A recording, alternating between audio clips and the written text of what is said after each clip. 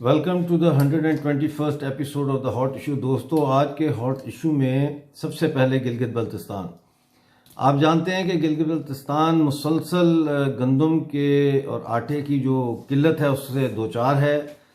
और जब से कोरोना वायरस शुरू हुआ है हम इल्तिजाएं कर रहे हैं कि हमें गंदम भेजी जाए। हमारे पास गंदम नहीं है। कई इलाके हैं जहाँ पे गंदम बिल्कुल ही मैसर नहीं है। लोग मुजाहरे कर रहे हैं, सियासी जमातें मुजाहरे कर रही हैं, अपोजिशन ने कई दफ़ा कहा है, अवामी एक्शन कमेटी ने इस सिलसिले में आवाज़ उठाई है।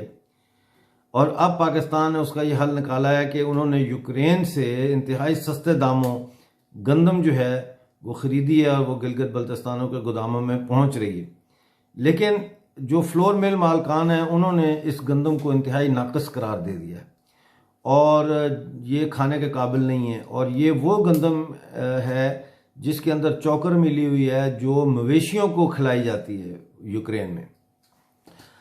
दोस्तों, ये जो यूक्रेन है ये 1986 में सोवियत यूनियन का हिस्सा था और यहाँ पर न्यूक्लियर पावर प्लांट था चेरनोबिल में, जहाँ पे अप्रैल 1986 में एक न्यूक्लियर हादसा हुआ था और उसके नतीजे में वो 100 के करीब मेरे ख्याल है लोग मरे थे। बेशुमार लोग जो है उससे मुतासर हुए, उनको स्किन कैंसर, ब्लड कैंसर, मुख्तलिफ़ किस्म की बीमारियां हुई। लोगों को वहाँ से फौरी तौर पर एवैक्यूएट किया गया और पूरा जो इलाका था उसको सील कर दिया गया। लोगों का सामान जैसे पड़ा था वैसे ही रह गया और लोग वहाँ से भागे और लोगों को दूसरी जगहों पे मुंतकिल किया गया। उनके टेस्ट किए गए, कई लोगों में रेडियो एक्टिव मटीरियल पाया गया उनके खून में। तो इस दौरान जो है वो ये कई दहाइयों तक ये इलाका जो है इसको सील रखा, फिर इसको खोल दिया जब देखा कि ये अब रहने के काबिल है। लोग वापस अपने घरों में आए कुछ लोग, लेकिन यहाँ पे जो गंदम की फसलें थीं वो तबाह हो गई और जो गोदामों में गंदम पड़ी थी वो गोदामों की गंदम रिलीज़ की गई, उसको बाज़ारों में फ़रोख्त किया गया और कुछ अर्से के बाद देखा गया कि बच्चों में ब्लड कैंसर जो है वो बहुत तेज़ी से फैल रहा है। तहकीकात हुई, तहकीकात के नतीजे में पता चला कि वो गंदम जो चेरनोबिल के गोदामों में थी और बाज़ारों में बेची गई, उस गंदम में रेडियो एक्टिव मटीरियल पाया गया। उसके खाने से बच्चों में ब्लड कैंसर हुआ। लिहाजा वो फौरी तौर पर वो जितनी गंदम थी उसको जहाँ जहाँ से भी वो वापस ला सकते थे उन्होंने वापस शेल्फ से उतारा, बाज़ारों से जाके उसको वापस हासिल किया और उसको उन्होंने तबाह किया। मेरा सवाल ये है कि यूक्रेन से इंतहाई सस्ते दामों जो गंदम आई है, क्या इसका रेडियो एक्टिव टेस्ट किया गया है? क्या ये देखा गया है कि ये गंदम जो है, चोकर को तो एक तरफ रहने दें, कि ये क्या रेडियो एक्टिव इसमें कीमियाई मवाद अभी भी मौजूद है या नहीं है? क्योंकि अगर उसमें है तो गिलगित बल्तिस्तान में एक नई वबा हमारा इंतज़ार कर रही है और वो वबा है कैंसर की वबा।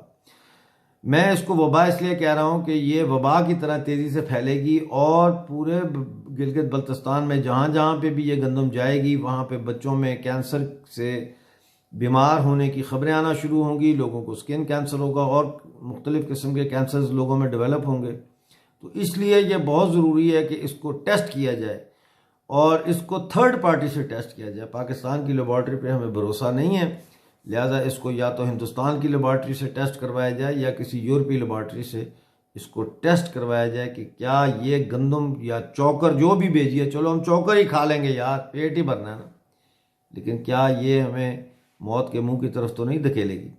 दोस्तों, आगे चलते हैं अफ़गानिस्तान के ऊपर। कल मैंने आपसे जिक्र किया था कि मैं अफ़गानिस्तान के ऊपर आर्टिकल लिख रहा था, मतलब प्रोग्राम के बाद लिखना था। मैंने लिख दिया, भेज दिया। वो पूरी दुनिया में न्यूज़ वेबसाइट्स ने उस आर्टिकल को हवाला बनाकर मेरा आर्टिकल छापा है।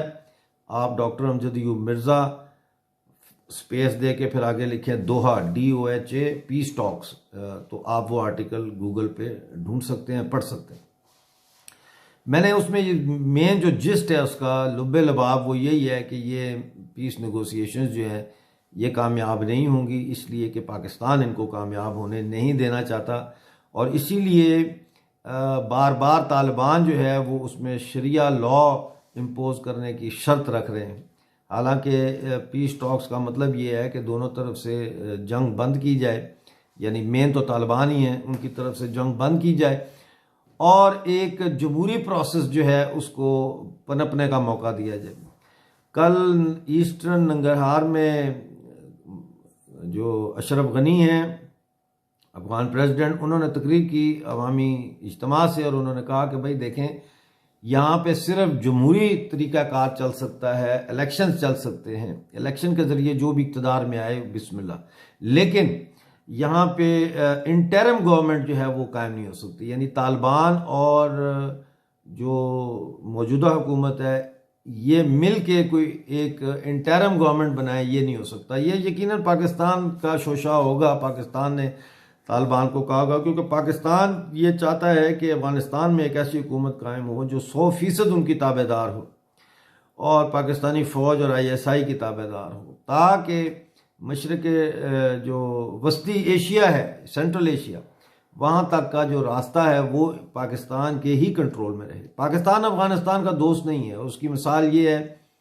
कि 2019 में जब अफगानिस्तान ने पाकिस्तान से रिक्वेस्ट की कि इंडिया से जो अफगानिस्तान माल आ रहा है, जो गुड्स आ रही हैं, उनके लिए वाघा बॉर्डर से उनको रास्ता दिया जाए ताकि उसका ख़र्चा कम हो, लेकिन पाकिस्तान ने इंडियन मसनूआत, गुड्स, फूड, खाना पीना, उसकी जो इंपोर्ट है अफगानिस्तान में, उसके लिए वाघा बॉर्डर को इस्तेमाल करना से रोक दिया, मना कर दिया, जिसकी वजह से फिर Indian prime minister Narendra Modi और अफगान प्रेसिडेंट अशरफ गनी ने मुज़ाकरात किए और बड़े ही खुशगवार माहौल में एक एयर कॉरिडोर बनाया गया, यानी हवाई जहाज़ का रास्ता बनाया गया जो पाकिस्तान को बाईपास करता है। दोस्तों, इस वक्त हिंदुस्तान जो है वो अफगानिस्तान में बहुत सारे डेवलपमेंट प्रोजेक्ट्स में काम हो रहा है। वहाँ पे एक तो वो जो है शहतूत डैम बन रहा है काबुल के पास, जिससे कि काबुल वालों को 20 लाख आबादी है, उनको पीने का साफ पानी मैसर आएगा। आप जानते हैं कि अफगानिस्तान की जो नेशनल असम्बली है, वो नेशनल असम्बली भी इंडिया ने बनाई है और इंडिया ने 90 मिलियन डॉलर्स खर्च करके वो नेशनल असम्बली उनको नई बिल्डिंग बना के दी है, जिसका इफ्तिताह आप जानते हैं कि पिछले साल मोदी और अशरफ गनी साहब ने मिल के किया था, जॉइंटली उसको इनागोरेट किया था और मोदी जी ने बड़ी ज़बरदस्त तकरीर भी की थी वहाँ। तो इसके अलावा जिनीवा में एक मीटिंग थी और उस मीटिंग से ख़िताब करते हुए इंडियन एक्सटर्नल मिनिस्टर जो हैं, अफेयर्स के मिनिस्टर, उन्होंने कहा कि अफ़गानिस्तान का जो है कोई चप्पा ऐसा नहीं है जहाँ पे इस वक्त भारत जो है वो इंफ्रास्ट्रक्चर डेवलपमेंट के प्रोजेक्ट्स में इन्वॉल्व ना हो। यानी 34 प्रोविंसेस हैं, 34 प्रोविंसेस, और 34 प्रोविंसेस में कोई जगह ऐसी नहीं है जो इंडिया के डेवलपमेंट प्रोजेक्ट्स जहाँ पे ना चल रहे हैं। इंडिया ने 280 किलोमीटर की सड़क भी बना के दी अफगानिस्तान को, जो ईरान के बॉर्डर तक जाती है। यानी हर तरह से, और फिर 15,000 स्टूडेंट्स इस वक्त इंडिया में ज़ेर तालीम है, स्कॉलरशिप्स पे 3,000 लड़कियां जो है वो पढ़ रही हैं, नौजवान लड़कियां, और वहाँ की आर्मी की ट्रेनिंग, पुलिस की ट्रेनिंग, ब्यूरोक्रेसी की ट्रेनिंग, हर चीज़ में इस वक्त इंडिया उनकी हेल्प कर रहा है कि वो अफगानिस्तान अपने पाँव पे खड़ा हो। दूसरी जानिब हम देखते हैं कि पाकिस्तान जो है वो मुसलसल बम धमाके, यानी पीस टॉक्स के दौरान भी बम धमाके हो रहे हैं, पीस टॉक्स के दौरान भी काबुल जो है उसको बख्शा नहीं जा रहा, अफगान अवाम को छोड़ा नहीं जा रहा, और उनको अशरफ गनी साहब को मुसलसल कोशिश की जा रही है कि किसी तरह दबाया जाए और उस दबाव में लाया जाए कि वो तालिबान के मुतालबात को माने, जो कि बेसिकली पाकिस्तान के मुतालबात है। पाकिस्तान के होते हुए अफगानिस्तान में अमन कायम नहीं हो सकता, क्योंकि पाकिस्तान का मतलब ये है कि पाकिस्तानी फ़ौज और ISI और पाकिस्तानी मिलिट्री इस्टेब्लिशमेंट जो है उसकी एक बेस कैंप है पाकिस्तान, जहाँ से वो पूरी दुनिया में आतंक फैलाते हैं। दोस्तों, मैं आपको एक छोटी सी मिसाल देता हूँ कि जिस दिन हिंदुस्तान के 1 अरब 35 करोड़ शेर जाग गए ना, तो अगर उन्होंने पाकिस्तान की तरफ मार्च भी शुरू कर दिया ना, पैदल चलना शुरू कर दिया, तो मेरी बात याद रखना कि उनके पैदल मार्च से उठने वाली जो धूल होगी ना, मट्टी, ये पाकिस्तानी फौज उस धूल में ही गायब हो जाएगी। तो जब तक पाकिस्तान है, आतंक का खात्मा मुमकिन नहीं है। और मैं अपने POJK के दोस्तों को ये कहूँगा कि सेंसा में कल जो आप लोगों ने नमाज जनाजा की है, हमारे स्कूल टीचर साहब थे शहबाज खोकर साहब, उनकी, उसके बाद आप लोगों ने धरना दिया, मुजाहरा किया, बहुत अच्छा किया। और जो स्टूडेंट्स थे उन्होंने भी जामिया कश्मीर के बाहर जो है मुजाहरा किया और धरना दे के सड़क ब्लॉक कर दी। इसी तरह से गिलगित बल्तिस्तान के अंदर जो है वो हज़ारा कम्युनिटी के जो लोग शहीद हुए हैं, मच में कानकुन थे, उनके लिए जो आप लोगों ने गिलगित बल्तिस्तान में यानी गिलगित, स्कर्दू, घांचे और शगर और दूसरे शहरों में जो मुजाहरे और धरने दिए हैं वो काबिल तहसीन है। कराची के लोगों को भी सलाम है, जहाँ पे कल 20 से ज़्यादा धरने दिए गए मुख्तलिफ जगहों पे। नाता खान गोड ड्रिग कॉलोनी के बिल्कुल साथ है, वहाँ पे बहुत सारी हज़ारा कम्युनिटी रहती है। उन्होंने दोनों तरफ से ब्रिज को बंद कर दिया ट्रैफिक की आमदोरफ्त के लिए। मुतालबा एक ही है कि वज़ीर आज़म पाकिस्तान इमरान खान जो है वो हज़ारा जाएं, लेकिन उनकी हटदर्मी है। वो कहते हैं कि उनको जो है वो नजूमियों ने ये कहा है या उनकी पीरनी ने ये कहा है कि ऐसी जगह पे ना जाएं जहां जनाजा हो, जहां अमवात हो। There you go. Maryam Nawaz और बिलावल भुट्टो ने कल दौरा किया कोयटा का, और वो गए वहाँ वेस्टर्न बाईपास पे जहाँ लाशें लेकर हज़ारा कम्युनिटी बैठी हुई है, और जो कह रहे हैं कि हम उस वक्त तक अपनी लाशें जो हैं इनको नहीं दफनाएंगे जब तक कि इमरान खान यहाँ आके हमसे बात नहीं करता। नोट करने वाली बात मरियम नवाज शरीफ के एक्सप्रेशंस थे, वो बिल्कुल लॉस्ट थी और इतना ग्रीफ था उनके चेहरे पर, और वो मतलब उनको समझ नहीं आ रही थी मैं इन लोगों की किस तरह से मदद करूं। लिहाजा वो कभी किसी को गले लगा रही हैं, किसी के जो है वो घुटनों पे हाथ रख के उनको तसल्लियां दे रही हैं रोती हुई औरतों को।